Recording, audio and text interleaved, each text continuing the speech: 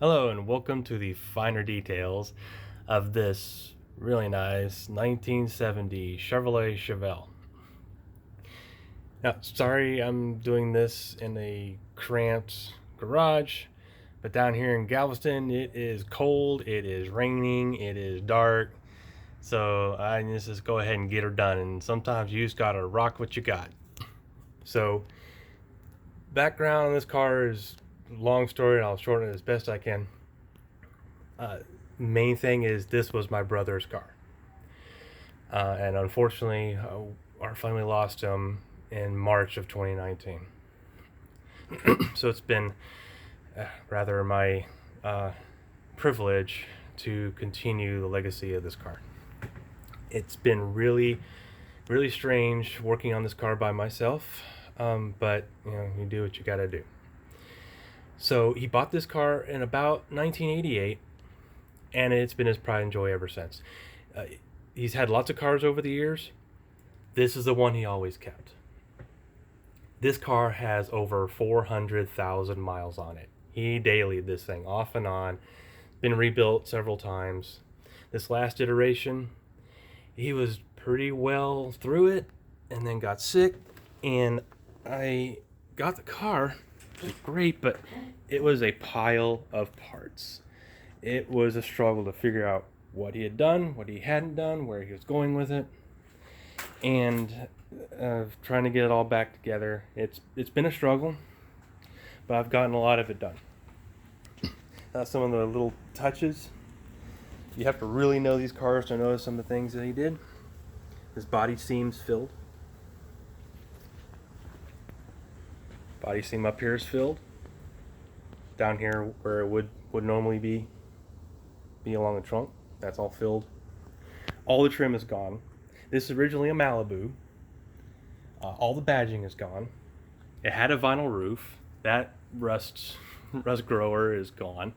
So all that trim that would have come around here, that's all shaved. This would have had the trim that ran all down the side of the car. That's all shaved off. Of course, you can tell it's Malibu. Now the bench seat doesn't automatically make it Malibu. I have seen build sheet SS's with bench seats rather than buckets. But, of course, it does say Malibu on the steering wheel and on the door panels. Because while I'm in here, this car needs a complete interior. The dashboard's actually good. I got all that back together. Everything works. Everything's good. But that's kind of where it ends. The rest of this is just a complete redo. So you can tell it's got a lot of work ahead of me, but it's nothing too terrible that I can get it done.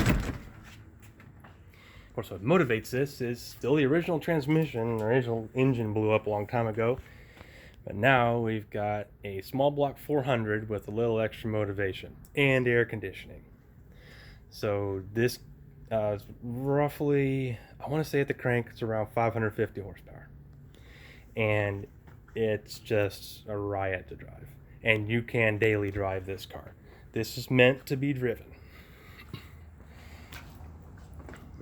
Still needs a few mechanicals and, of course, the interior. Otherwise, this thing is about ready to rock. And, of course, we got to do a startup. That's the reason why I left the garage door open just a little bit. So this is literally going to be a cold start. I haven't started in about 2 weeks, and it is cold outside. So let's hear it. There we go. And then just, I'd say purrs like a kitten, but no, it roars like a lion.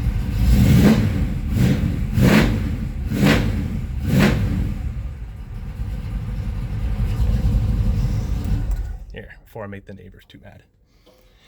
Anyway, that's the very short story. Obviously, I can go a lot longer about what's going on with this car, but that's where I'll leave it from here. Y'all have a good one.